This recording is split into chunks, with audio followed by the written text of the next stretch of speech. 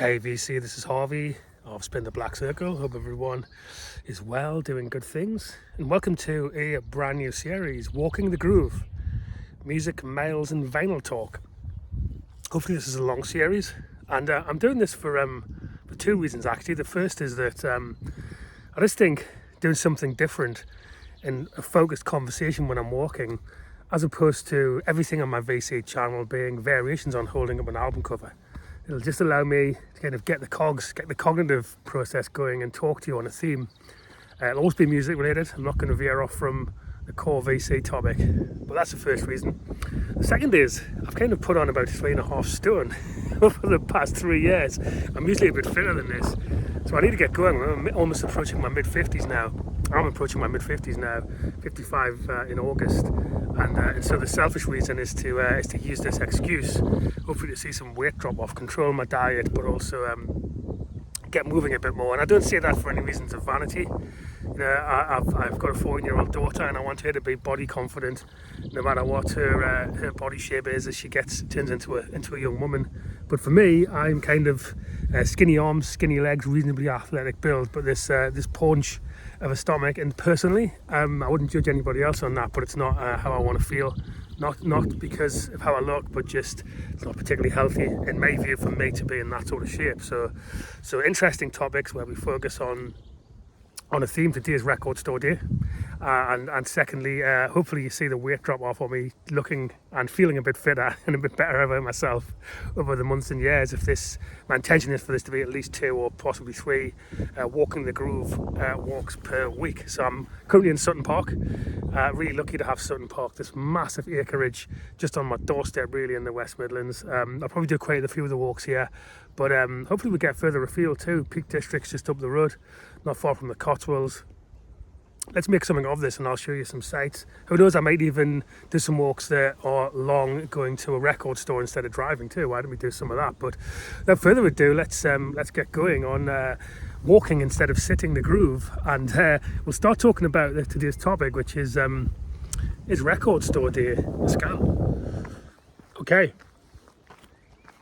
So I kind of want to do this topic of, is record store day a scam, in 3 parts. The first part being, what does it mean for us as consumers, as vinyl record buyers? It'd be part one. Second is, what does it mean for independent record stores? You know, I know a few record store owners, and I've heard their overlay, including one I visited today and the day after record store day. And then thirdly, what does it mean for the hobby of record collecting holistically? What is it doing? What are the knock-on effects of record store days? That's part 3. But before all of that, it's quite interesting actually.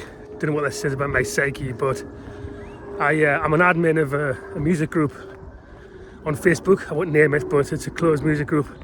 And I kind of set that up about 10 years ago, or exactly 10 years ago, this music group. And I found myself getting defensive about the fact that I was participating in record store day at all on this music group before anybody had even challenged me. So I don't know what that says about my state of mind yesterday or this topic, but I did feel quite protective of what I decided to do, right?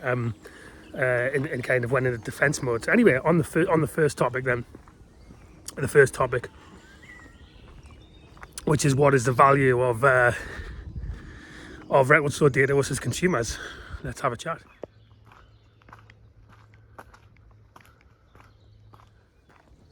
So what does it mean for us as buyers and record store day?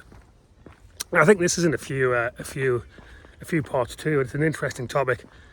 I think the first is, in generality, the regular attendees of record store day, whether your habit is 3 a.m. or 3 p.m. the next day, is we're all a bit like mini Giles Petersons or John Peels or Nick Kershaw, who's just passed away. We're not casual listeners in generality, right? You do get in and out RSD buyers, like, you know, let's say younger people into Taylor Swift might just go once when she releases a record, but in generality your record store day attendees, and let's come on to flippers later, but your listeners, your consumers who want flipping like you or I, it's not a casual thing. We are You know, it's not a casual thing to get up at 1 o'clock in the morning and stand in queue outside a record store.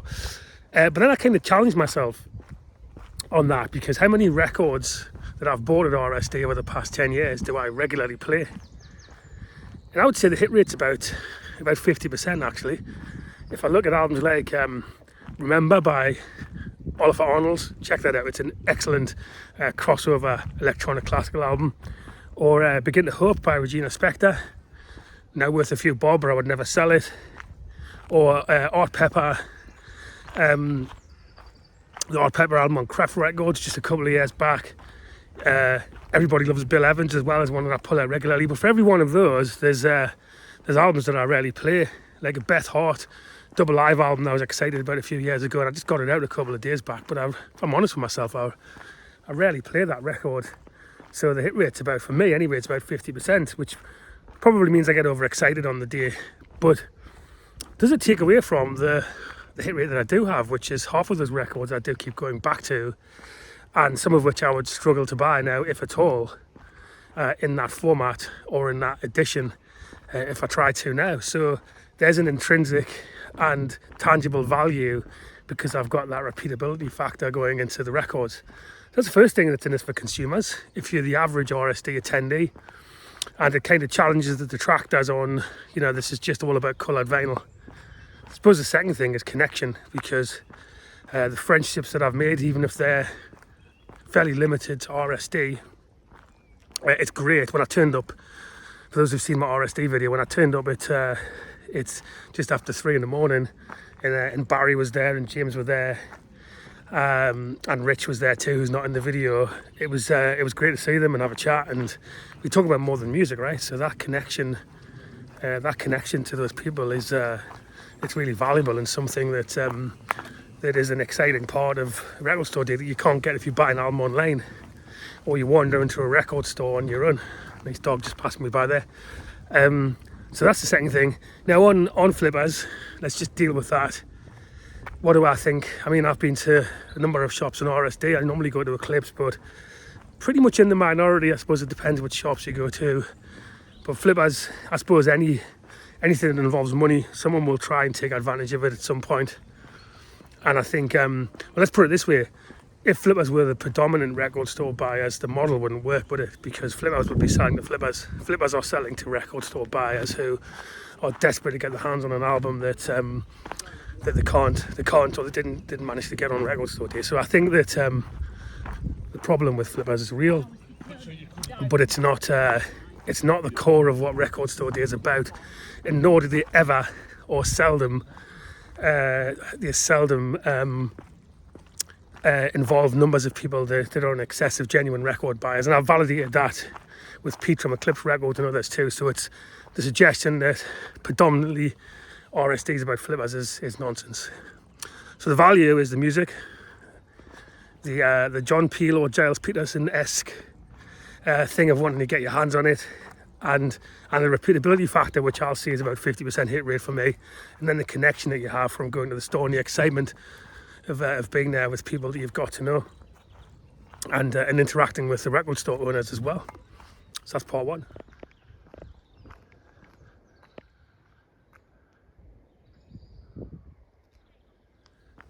Now then, I've got to be careful on this topic. I'm not a record store owner, so what I'm about to say is anecdotal or just my observations. But I think the challenge, if we cancelled RSD record store day as of now on the basis that it's a scam, is that the already challenging position that record stores, independent record stores that are on HMV, would find themselves in. I think many more would shut down. And I think that is more than anecdotal, because I won't name any stores, but the record store owners that I know a handful at least, they tell me that the takings from record store day will keep them going for at least a quarter, or maybe the next 6 months into the end of the calendar year. One of the record store day participants said to me yesterday. Now, of course, that doesn't help at all. We'll come on to this topic, but in theory, that doesn't help independent record stores who either A, decide not to participate in RSD, or B, are second-hand stores who can't because they don't stock new albums. They don't deal with distributors and don't participate. But the raw fact is that retail is incredibly difficult. What's the statistic on the number of shops that fail, or any retail that fails in the first 12 months? It's pretty high. If you took away this event, this thing that keeps a shop on float in terms of capital and funds in the bank for the next 6 months or longer, and has a roll-on effect to customers coming back to their store who enjoy it, I think we could be in real trouble in this hobby. Certainly in terms of new independent record stores who are doing their best to stay afloat. Trying to get not to get knocked over there by a couple of bike riders. So I think the argument that this is a scam because record stores take a pile from it is nonsense. These are all independent record store owners trying to run an honest business, following the RSD rules, and I think we would see a lot of them close down if we said RSD was no more. So I think that's an easy one. You can probably see a little bit about where I am on these walks. As I said, this is Sutton Park. Just lucky to have this amazing place on my doorstep. It's one of the biggest urban parks in Europe, actually, 2,200 acres. When I first moved down here from the northeast of England, 18 years ago now, 19 years ago, I was thinking there's nothing here. It's just land, like nothing to it. There's a couple of restaurants and a couple of small tiny cafes, but what the heck is, and then I realised that's the whole point, right? It's completely unspoiled, Birmingham City Council, but long may it continue, because you can walk for miles in Sutton Park, get lost actually, and not see anything other than a few dog walkers and some unspoiled land, which is unusual for an urban park. It hasn't been industrialised. This is one of 7 pools in Sutton Park, and this is Keeper's Pool. In the centre of it somewhere. I couldn't name the other 6, but this is Keeper's Pool, definitely aware of that one. So yeah, it's a nice place, and I walk here when I can, but it was an actual godsend actually during lockdown, somewhere you could go, keep your distance in line with the rules, and just lose yourself for a couple of hours in the middle of all that turmoil. So beautiful place, and definitely feel gratitude to live here and on its doorstep. So lastly then, what is the intrinsic value of record store day, in my opinion? Let me just say something that a dealer said to me just yesterday about record store day. I won't name the chap because, again, I haven't asked his permission, but I can say this dealer was at a record fair in Cheltenham on Saturday, and was concerned when he went to this record fair, given that it is on RSD, that obviously the RSD record collectors would go to the main shop in Cheltenham, which I think is Badlands Records, spend a wad of cash, and then the fair would be an absolute washout. But the interesting thing, which kind of signposts my key point here, is the opposite happened, because those record buyers apparently went to the record store day, picked out their selection, and then moved straight on to the record fair and spent an absolute fortune. So it kind of brings me to my main point, which is what's actually happening with record store day is it is enhancing, not detracting from the wider hobby. Another example is that I had no idea that Eclipse Records, where I go to, existed until 10 years ago, I think it was, when I was looking at local record stores to go to on record store day, and then it had been there for months and I didn't even know, and since then I've become a regular customer. So I think there's a few things here. I think it is for us people who would have been collecting records even if not for record store day, it is widening and getting us to try either releases that we wouldn't otherwise have bought, or certainly shops that we wouldn't have otherwise frequented. It is the Taylor Swift releases. There will be some demographics in those younger groups, it's going to turn around now, who actually are toe dipping and not just hanging those Taylor Swift records on the wall and listening to other stuff, right? It's an exciting and vibrant time for new music. K-pop's now a thing as well. So I think that's the other thing, is that it is going to enhance and bring a new audience to this hobby, if you can call it a hobby. It's playing records, really, isn't it? Is that a hobby? Probably is. And then I think, as I've just said, there's a bigger knock-on effect from something that's adding to a pool rather than shrinking it. So I think it's a nonsense argument that it is in some way a scam because it's detracting from the hobby. Now, if and this can't happen, if there was a non-voluntary element to record store day, in other words, people were forced to buy things, and some sort of record store communist society, they'd have an argument. What's all that's happening at the minute is that it's adding to it demographically with young people, with elderly collectors like me, and with people who are, you know, of whatever demographic, who are new to the hobby.